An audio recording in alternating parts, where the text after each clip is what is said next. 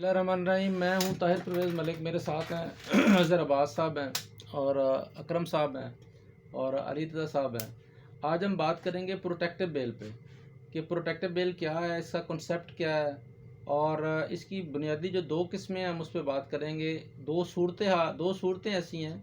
एक सूरत तो यह है कि अगर एक शख्स एक ज़िले से दूसरे ज़िले तक जाने के लिए अगर प्रोटेक्टिव बेल लेगा तो उसे क्या चाहिए होगा, और अगर वो बैरून मुल्क है तो फिर वो किस तरह से अपनी जो है वो सिक्योर लैंडिंग जो है पाकिस्तान में वो किस तरह से सिक्योर कर सकेगा। तो इस हवाले से हमने पिछले महीने दोनों ये एक्सपीरियंस किए। एक केस हमारा डस्के का था 302 का मुलज़िम था और वो चाह रहा था कि मैं जब डस्के सेशन कोर्ट तक अप्रोच करने के लिए मुझे बेल लेके दी जाए। और दूसरा ये केस था आज जिसमें अज़हर साहब पेश होके आए हैं। तो इसके अंदर हमने एक ऐसा मुलज़िम जो बैरून मुल्क था उसको पाकिस्तान में लाने के लिए जो हमने प्रोसेस किया है, तो वो मैं चाह रहा था एक तो हमारे पास ये महफूज हो जाए इस वीडियो की शक्ल में, और जो हमने जो मैन्यूट एफर्ट्स किए हैं यहाँ तक पहुँचने के लिए तो वो भी हम अपने दीगर दोस्तों के साथ शेयर कर लें। तो सबसे पहले तो मैं उसकी बात करूँगा कि जो हम जब हम प्रोटेक्टिव बेल सीख करते हैं, जिस वक्त मुलज़म पाकिस्तान में हो और अवेलेबल हो, तो उस वक्त हम इसको 498 को इन्वोक करते हैं। बेल एप्लीकेशन की शक्ल में हम बेल दायर करते हैं। ये डिस्ट्रिक्ट कोर्ट्स में नहीं होती। ये नहीं है कि आप अगर सेशन कोर्ट लाहौर से या सेशन जज लाहौर से आप सीखें कि जी मैंने हाफिज़ाबाद जाना है या मैंने उकाड़े जाना है तो आप मुझे प्रोटेक्टिव बेल ग्रांट कर दें। ऐसा कंसेप्ट नहीं है। यानी प्रोटेक्टिव बेल जो है हम सीख करते हैं उसमें हाई कोर्ट से, जो हाई कोर्ट जो है जिसकी सबॉर्डिनेट वो तमाम डिस्ट्रिक्ट्स मौजूद हैं, तो वो एक डिस्ट्रिक्ट में जो बंदा मौजूद है वो एक ऑर्डिनरी बेल एप्लीकेशन की तरह बेल लिखेगा और टाइटल में वो लिख देगा अपना कि मुझे प्रोटेक्टिव बेल ग्रांट की जाए। जहाँ हम लिखते हैं कि for granting of prearrest bail, वहाँ for granting of protective bail लिखेगा। तो उसके कोई ऐसे ख़ास मेरिट्स हमने नहीं लिखने होते और हमने ऑर्डिनरी बेल की तरह उसको जो है वो ड्राफ्ट करना होता है। ना ही इसमें फर्दर इंक्वायरी की कोई बात होती है, ना इसमें अलबत्ता ह्यूमिलेशन की, हरासमेंट की बात हम करते हैं कि हमें जो है ना वो इमेंस डेंजर मौजूद है हमारे लिए कि हम वहाँ पर रास्ते में जाएंगे और हमें सेशन कोर्ट तक पहुँचने से पहले गिरफ़्तार कर लिया जाएगा। और ये बल्कि मैं जो उस हवाले से जो एक्सपीरियंस शेयर करने जा रहा था, जो डस्के की बेल हमने पहले करवाई थी लड़के की, तो ये भी हमने एक्सपीरियंस किया कि हमने हाई कोर्ट में उसकी बेल जो है वो प्रीरेस्ट लगा दी, आपने प्रोटेक्टिव बेल लगा दी और उसकी प्रेजेंस के लिए सुबह का टाइम हमने इसमें जो है वो रखा कि वो सुबह पेश होगा। लेकिन अनफॉर्चुनेटली ये हमारे साथ इस तरह से हुआ कि सुबह जो है वो जो बंदा था वो जब उसे वो पेश हो जाना चाहिए था कोर्ट में। कोर्ट के क्या जज साहब का नाम था जिनके पास पेश हुए थे हम? अमजद रफ़ीक साहब। अमजद रफ़ीक साहब के पास, जस्टिस अमजद रफ़ीक साहब के पास पेश होना था। शायद 15 दिन पहले की बात है। तो वो अनफॉर्चुनेटली था या हादसा था या शायद प्लानिंग थी, तो उसके अंदर ये हुआ कि जो है वो मुलज़म जो था सुबह के वक्त उसको उसके जो अंगूठे थे स्कैन किए पुलिस ने और उसको अदालत में पेश होने से पहले अगले दिन जो है उसको बाहर गिरफ़्तार कर लिया। तो यानी अब हमें जो ये मॉडर्न दौर आ रहा है उसमें ये भी देखना है कि जो हमारा मुलज़म है उसकी जो सिक्योर अटेंडेंस है अदालत में, उसके लिए भी हमें एसओपी की, स्टैंडर्ड ऑपरेशन प्रोसीजर की ज़रूरत है कि मुलज़म बेल लगा चुका है, मुलज़म ने रात को बेल लगा दी, सुबह उसने कोर्ट के सामने अपीयर होना फिज़िकली। अब मैं नहीं इलाज करता कि पुलिस वहाँ पे प्लान करके नाके लगा के खड़ी होती है बाहर, क्योंकि वो अदालत के अंदर से नहीं उसको पकड़ा गया, अदालती हाथे से बाहर पकड़ा गया। तो वो अभी तक मेरे राब्ते में भी नहीं है, 15-20 दिन से वो गायब है। 302 का मुलज़म था, तो पता नहीं से कहाँ पे वो ले गए। लेकिन ये उसके साथ जो बंदा मौजूद था उन्होंने बताया कि इसके अंगूठे स्कैन किए गए। उन्होंने आपको फ़ोन करके बताया था क्या? उसके अंकल ने बताया था कि उसके हम आ रहे थे रास्ते में तो नाके पे उन्होंने रोका और जो थंब इम्प्रेशन जो स्कैन किए हैं तो उन्होंने कहा तुम तो पियो, तो वहीं से उसे अरेस्ट किया। उसने काफ़ी कहा कि मेरी बेल लगी, उन्होंने कहा नहीं तुम पियो, बेल ऑर्डर है तो दिखा दो, नहीं तो ले गए। उसके बाद उसे जाके मुकामी थाने में गिरफ्तार करके तो उन्होंने पीछे इन्फॉर्म किया। उसके बाद क्या हुआ हमारे राब्ते में नहीं है। यानी मैं उसके व्हाट्सएप पे भी बात करता रहा। तो ये हमें भी देखना है कि जब प्रोटेक्टिव बेल भी लगा रहे हैं तो सबसे बुनियादी बात, अगर हमने इसको 498 या ज़मानत की शक्ल में जब भी हमने इसको किसी को कोर्ट से रिलीफ लेना है तो फिज़िकल प्रेजेंस उन्होंने कहा जी इसकी बड़ी रिक्वायर्ड है हमें। अब वो दूसरी तरफ पुलिस अगर पाकिस्तान में हो, अगर वो डिजिटली अब नए फॉरेन इक्विपमेंट आ गए हैं कि वो जो लाहौर में जो फोर्सेज हैं वो अंगूठा स्कैन कर लेती हैं। अब तो ये बड़ा आसान हो जाएगा कि अगर इसके ऊपर कोई एसओपी ना बने तो जो बंदा भी अबूरी ज़मानत करवाने के लिए जाए तो वो उसको अदालतों के बाहर नाके लगा लें और अंगूठे स्कैन करें और वो इस तरह से एक इनडायरेक्ट ये जुडिशल वर्किंग में इंटरफेरेंस भी हो जाएगी। तो हमें ये ज़रूरत इसकी भी है कि पुलिस जो है वो अपनी लिमिट्स के अंदर रहे, और वो लोग अगर कोर्ट ऑफ लॉ के आगे सरेंडर करना चाहते हैं, अपने मौक़िफ़ को बयान करना चाह रहे हैं, तो उसके लिए पुलिस को भी एक स्टैंडर्ड ऑपरेशन प्रोसीजर इसका जारी करना चाहिए। अच्छा, जो चीज़ हमने उसके अंदर सीखी वो ये थी, उस बेल के अंदर भी हम जहाँ पे हमें लगा कि हमारे पार्ट पे भी नुक्स था, वो ये था कि जब भी हमने प्रोटेक्टिव बेल कराने के लिए जाना है तो साथ हमें ये बताना पड़ेगा कोर्ट को कि हम इस केस में किस तरह से मुलव्वस हैं।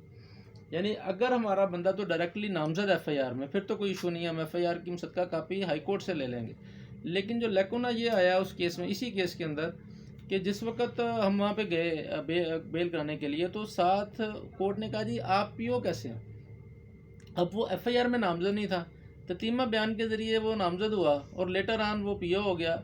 उसका इंडेक्स हमारे पास मौजूद था, उसका जो तो उसका इंडेक्स जो था ना, एफआईआर के नीचे एक इंडेक्स होता है, तो वो हमें हाई कोर्ट से नहीं मिलता ये। लेकिन उस इंडेक्स ने मुलज़म ने मुझे प्रोवाइड किया था कि उस इंडेक्स के मुताबिक उसे ततीमा बयान में नामजद करके उसको पीओ करार दे दिया गया था।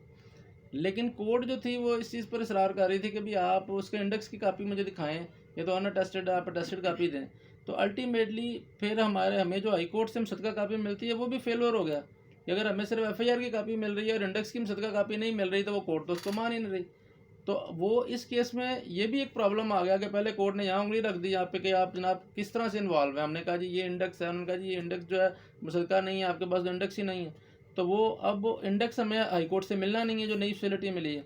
तो लिहाजा इस वीडियो के ज़रिए हम ये उन चीज़ों की निशानदेही कर रहे हैं कि जो हमें प्रॉब्लम्स आ रहे हैं।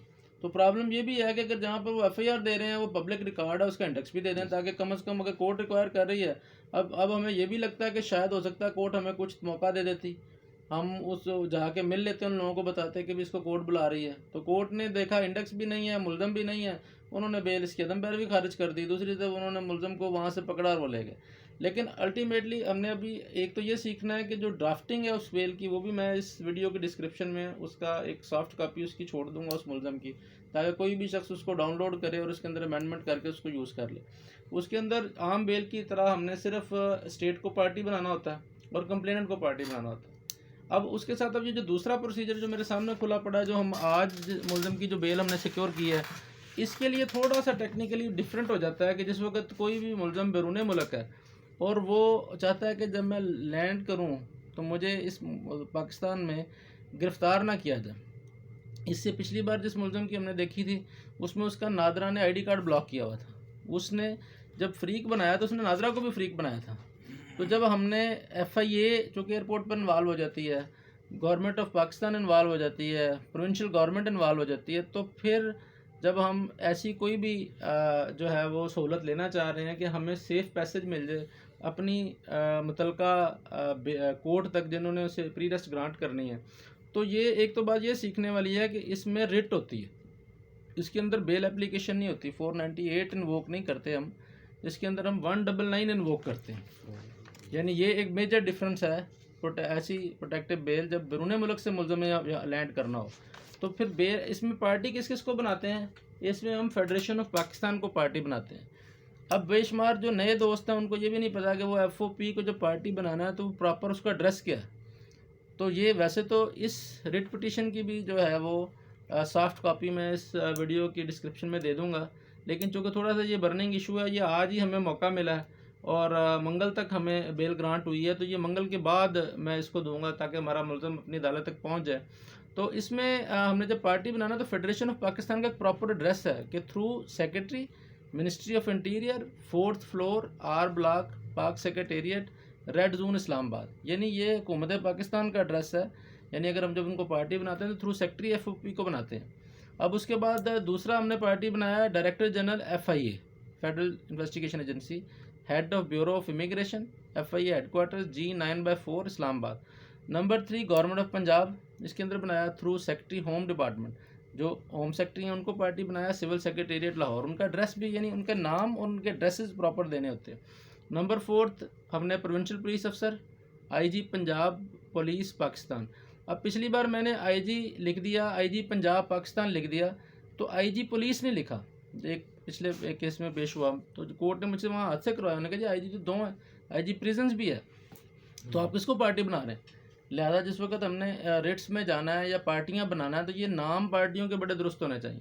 उसके बाद वो मुतलका डीपीओ जो है वो जिस ज़िले का में इसको ये जाना चाह रहा है, और नीचे वो तमाम लोग जो इसको गिरफ़्तार कर सकते हैं, जो इंचार्ज जो इन्वेस्टिगेशन है, इन्वेस्टिगेशन अफसर है और मुद्दई, वो भी पार्टी बनेगा। तो ये एक रिट की शक्ल में इसने दायर हुआ। इसमें हमने अपना मौक़िफ़ पेश किया। इसमें बताया कि मुझे पहले पैरे में कि मुझे झूठा इस मुकदमे में मुलव्वस किया गया।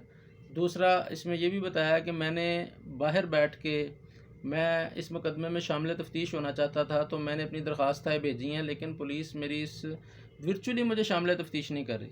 और इसने इसकी रिट भी की थी वर्चुअली शामिल तफ्तीश होने की, तो वो भी पेंडिंग है। हमने वो पेंडेंसी भी साथ लगाई। अब नंबर 3 इसमें हमने ये भी बताया कि जी मुझे किस तरह से इस मुकदमे में मुलव्वस किया गया, और ये सबूत लाजमी लगाना होता साथ। अगर वो ना हो तो फिर कोर्ट एंटरटेन ही नहीं करती, आप तो नामजद ही नहीं है। यानी एंटिसिपेटरी बेल का कॉन्सेप्ट नहीं है। ये भी अक्सर लोग सवाल करते हैं कि जी मुझे पता नहीं है, मुझे लगता है कि मैं किसी मुकदमे में मुलव्वस हो जाऊँगा, क्या कोई ऐसा फोरम पाकिस्तान में मौजूद है कि वो मुझे पहले ही एंटिसिपेटरी बेल ग्रांट कर दे? तो एंटिसिपेटरी बेल का पाकिस्तान में कॉन्सेप्ट नहीं है। यानी आपको ये नहीं हो सकता कि भी मैं आपको लगे कि भी मैं किसी भी मुकदमे में मुलव्वस हूँ, हालांकि होना चाहिए। अगर फ़र्ज़ किया एक बंदा टैक्स फाइलर है, टैक्स पे करता है, तो अगर वो उसे गिरफ्तारी, वो ह्यूमिलेशन नहीं चाहता, वो बिजनेसमैन है, वो पाकिस्तान में कारोबार कर रहा है, तो एंटिसिपेटरी का कॉन्सेप्ट भी लेजिस्लेशन दे दे, लेकिन फ़िलहाल नहीं है। यानी जब तक आप कोर्ट को बताएंगे नहीं कि आपके ऊपर मुकदमा कौन सा है, आप उसमें बेल आपको ग्रांट नहीं हो सकती। तो हम और ये भी बताना पड़ता है मैं मुलव्वस हो गया हूँ। जिस तरह ये बंदा मुलव्वस था, पिछली रिट में जब डीपीओ ने रिपोर्ट जमा कराई तो उसके अंदर लिख दिया कि इसके वारंट गिरफ्तारी हमने ले ली है, वो हमने साथ इसके खिलाफ किए। उसके बाद फिर लिखा कि जनाब मैंने कुछ नहीं किया हुआ, मेरा ये मौक़िफ़ है, मैं ये देना चाहता हूँ। और फिर जो सबसे अहम बात इसके अंदर थी वो ये है कि टिकट साथ लगानी, कंफर्म टिकट। यानी जब आप पाकिस्तान में आना चाह रहे हैं तो ये टिकट भी इसका अगर नेक्स्टर नहीं है तो आपको नहीं सुना जाएगा। अब फिर उसके बाद जो है ना ये सारी जो है ना एक रिट की शक्ल में ये सारी चीज़ें साथ लगाई। एक मैंने थोड़ी सी ये इनोवेशन की कि टिकट के बाद इससे पिछला जो एक हमारा केस था और एक रिट पिटीशन थी, उस रिट पिटीशन में जो ऑर्डर हुआ था वो ऑर्डर समेत हमने साथ लफ कर दिया, ताकि हम अगर किसी ऐसे जज साहब के पास लग जाए जो मे भी फौजदारी काम ज़्यादा ना करते हों, क्योंकि ये बहुत कम आता है। जो तो फौजदारी काम करता है उसको तो रोज़ आ जाता होगा, लेकिन अगर किसी ऐसे जज साहब के पास मार्क हो जाती है जिसके पास ये जो नहीं है अपना, तो हमने उनको रेफरेंस के लिए एक पिछला जो ऑर्डर था वो भी रिट की कापी साथ लगा दी। जब पिछली रिट की कापी लगाई तो उसके अंदर जो डिस्कस हुआ वो 2017 YLR 2423, ये अदर साहब ने पढ़ी थी। अदर साहब जरा बताएं, इसमें आप जब गए तो इसमें क्या किसकी जजमेंट है, ये क्या था इसमें जो आपने पढ़ा? ये सर 2017 YLR 2423 है। ये शर्जील इनाम versus federation of Pakistan. Basically ये इस चीज़ में इसमें जजमेंट में ये तय किया गया था कि अगर आप प्री अरेस्ट बेल ग्रांट चाहिए आपको तो इन पर्सन आपका आना ज़रूरी है। तो अब अगर कोई बंदा बैरून मुल्क है तो वो यहाँ पे 497 या 498 के तहत, 497 के तहत अगर वो आता है प्री अरेस्ट के लिए, तो वो तो मुश्किल नहीं है, वो तो मुमकिन नहीं है कि वो आके इधर करे। तो इस जजमेंट पे स्पेसिफिकली कहा गया कि वो बंदा 199 में आएगा। अब यहाँ पे ये प्रॉब्लम आया कि हाई कोर्ट में जब इसे दायर करने के लिए गया हूँ तो इसमें उन्होंने कहा कि मैंने ये जजमेंट भी दी, और वो जो लास्ट आपने जिक्र किया जिसका ये जो रेफरेंस के लिए आपने नहीं टिकट की बात, रेफरेंस के लिए मैंने वो भी दिखाया कि वो रेफरेंस था। यहाँ पे ये पेज दीजिएगा मेरा, ये वाला, थैंक यू।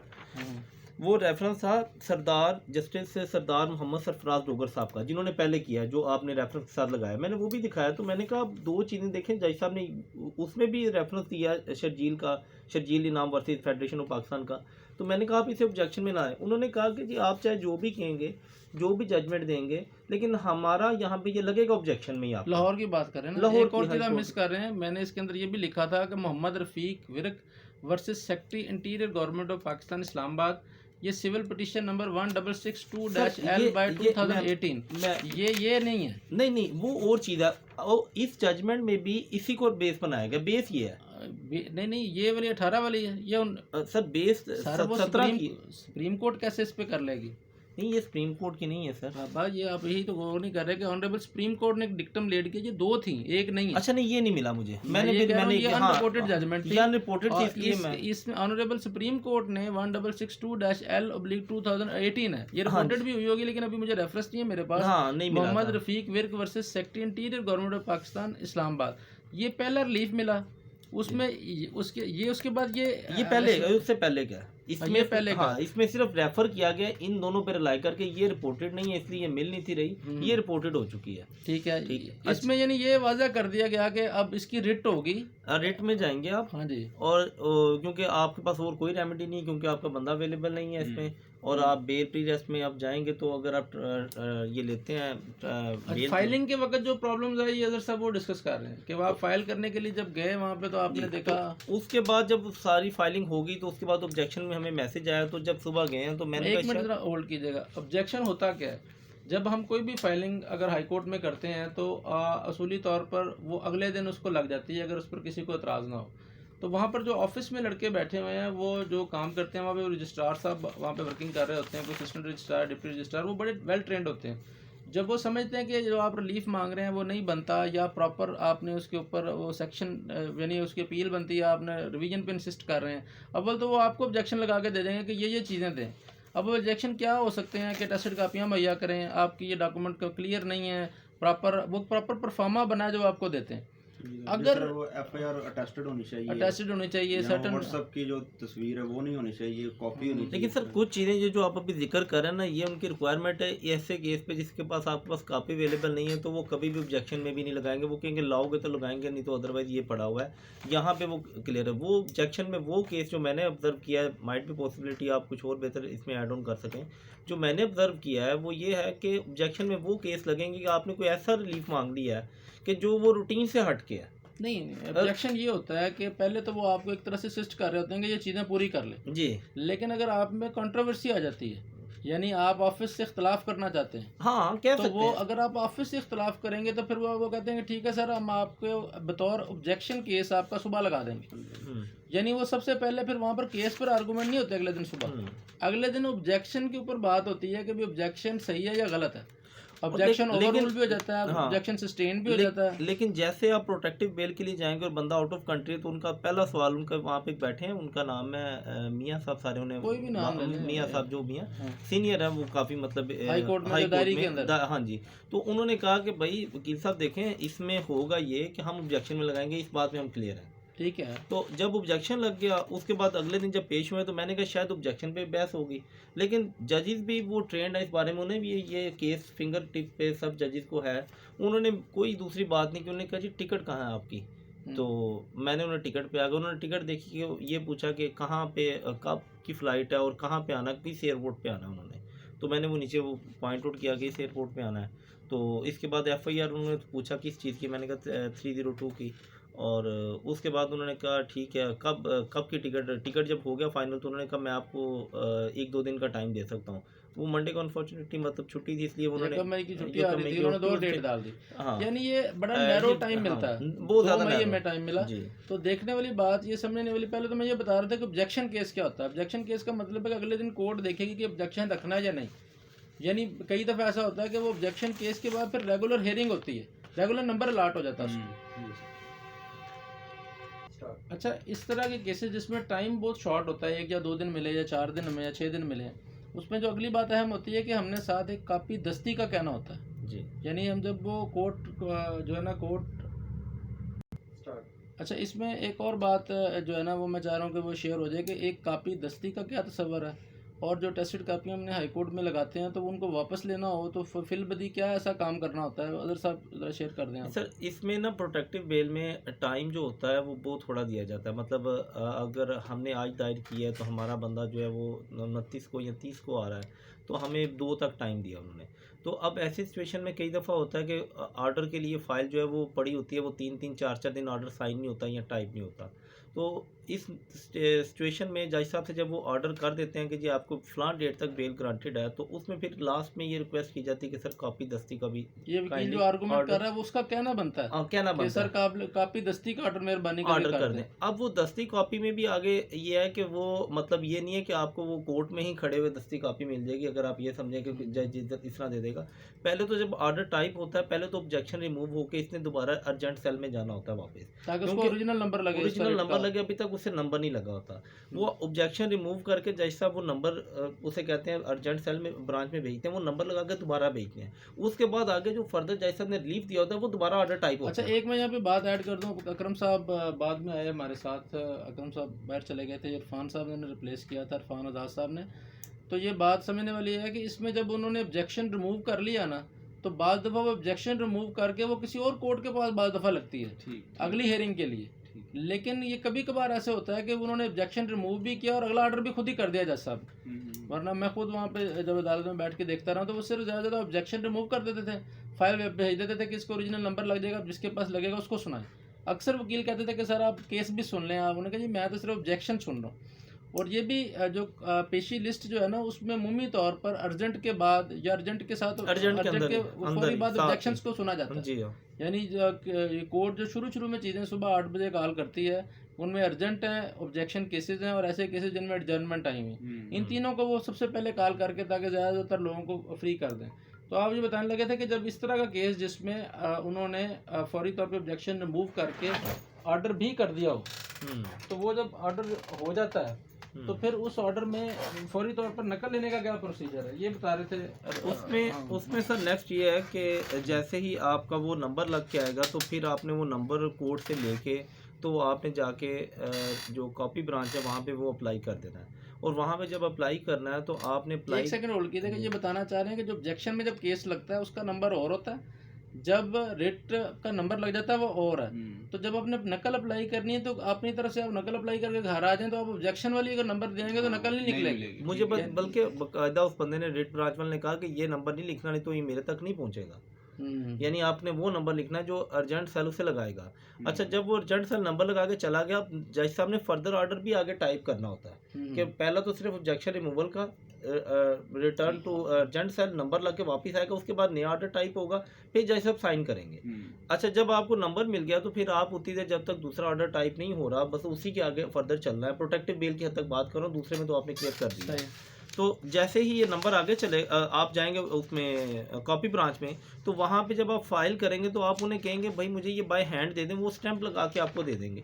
वो अगर आप वहाँ पे छोड़ के आएंगे तो वो 2-3 दिन बाद ऊपर जाएगा और उतनी देर आपका टाइम गुजर जाएगा। अब जैसे वो आपको मिलेगा वो लेके आपने वहाँ पे स्टैंप लगा के और रेड ब्रांच में ला के वो अपनी रिसीव करवानी है, वो जो आपने नकल फॉर्म है आपका। अब रेड ब्रांच वाले वेट करते हैं कि जब जज साहब दूसरा ऑर्डर टाइप करके साइन करके हमें फाइल भेजेंगे तो हम आपको कॉपी बना के यहीं से या उधर से कॉपी अब फ़ौरन वसूल कर लेंगे। अदरवाइज़ तो कॉपी का टाइम 7 से 8 दिन है और यहाँ पे आपको टाइम ही 4 दिन का मिल रहा है। तो लेकिन अगर आपने दस्ती ऑर्डर नहीं करवाया तो फिर आपको उसी लाइन में लगना पड़ेगा जो रूटीन में चलती है। आप अकरम साहब बताएं कि आपको क्या लगता है कि ये जो बिरून मुल्क से मुल्ज़म आता है तो उससे वो फिर मुचलका का कैसे देगा? मुचलका होता है इसमें या नहीं होता, आपकी क्या राय? तो सर नहीं, इसमें जो है ना वो मुचलका नहीं होगा। वो नीचे जो है वो उन्होंने ऑर्डर कर देना होता है, फिर नीचे लोअर कोर्ट्स में आके हम जो है ना बेल अपनी दायर करते हैं। आपकी क्या राय है, इसमें मुचलका होना चाहिए कि नहीं? सर मुचलका तो इसमें होना चाहिए। सर मुचलका के अब ना तो इसके मेरिट डिसाइड हो रहे हैं ना कोई नहीं। जब आप प्री 302 की अप्लाई करते हैं तो कौन से मेरिट डिस्कस होते हैं? सर मैं वो इसमें तो सिर्फ आपको एक सिर्फ दिया जा रहा है कि स्पेस दी जा रही है। कन्वेंशन या प्रैक्टिस ये है कि इसके अंदर बेल बॉन्ड्स नहीं होते। वरना अगर आप आम प्री रेस्ट लेके जाते हैं कौन सा मेरिट होते हैं? पहले दिन ही वो कोर्ट कहती है कि आप अगली बार आओगे मुझे प्री रेस्ट दो, आप बेल बॉन्ड दो। ये भी तो कोर्ट कह सकती है कि तुम वहाँ पहुंचोगे मुझे बेल बॉन्ड दो, मैं तुम्हें अगर लीव दे रहा हूँ। लेकिन ऐसा नहीं है। पिछला ऑर्डर मैं पढ़ रहा था, इसी को स्पेसिफिकली मैंने पढ़ा। ये जो कर सकती है कोर्ट, लेकिन 22/3/2022 में जब पिछली बार हमें रिलीफ मिला था तो उसमें कोर्ट ने ये मुचलका नहीं मांगा, बल्कि स्पेसिफिकली कोर्ट लिखती है कि the petitioner shall surrender before the concern competent court for seeking bail before arrest within stipulated period. और वो लिखते हैं specially it is noted that this order shall cease to exist either on the expiry of the period specified in this order और on the date when the petitioner surrender before the competent court. वो ये भी कहता है कि double bale नहीं होगी उसकी, या ये भी कॉन्सेप्ट है कि वो सरेंडर कर देगा तब भी ये सीज टू एग्जिस्ट हो जाएगा। क्योंकि वरना ये तो वो लोअर कोर्ट का सर लीव दे सकती है, कोर्ट बड़ी अदालत से, यानी कोर्ट ने स्पेसिफिकली मेंशन किया whenever whichever is earlier in case the petitioner fails to surrender before the concerned competent court within the stipulated period then this order shall remain effective till जो उस वक्त की डेट थी 11/4/2022। और इसमें भी कापी दस्ती on payment of usual charges, यानी उस वक्त भी 5वां पैरा ये बनाया है इन्होंने कि कापी दस्ती का ऑर्डर हुआ। तो अभी हमने ये सीखा है, जो आज के दिन में हम इसको समअप कर रहे हैं गुफ्तगू को, कि बेल की जहाँ मुख्तलिफ इक़साम है, इस तरह एक प्रोटेक्टिव बेल का कॉन्सेप्ट मौजूद है और इसमें फ़िज़िकल अपीयरेंस रिक्वायर्ड नहीं है। जब हम रिट में जाते हैं तो इसी की एग्जम्पशन हमें मिलती है, लेकिन साथ इसके जो है वो टिकट लगाना, ई टिकट लगाना बहुत ज़रूरी है और ये बताना भी ज़रूरी है कि मैं जनाब पाकिस्तान में आना चाहता हूँ, कोर्ट ऑफ लॉ के आगे सरेंडर करना चाहता हूँ, और सिर्फ उतना टाइम मिलता है जो कॉम्पिटेंट कोर्ट के पास जाके हमने अपनी प्रीरेस्ट स्पेसिफिक टाइम में करवानी होती है। Thank you very much.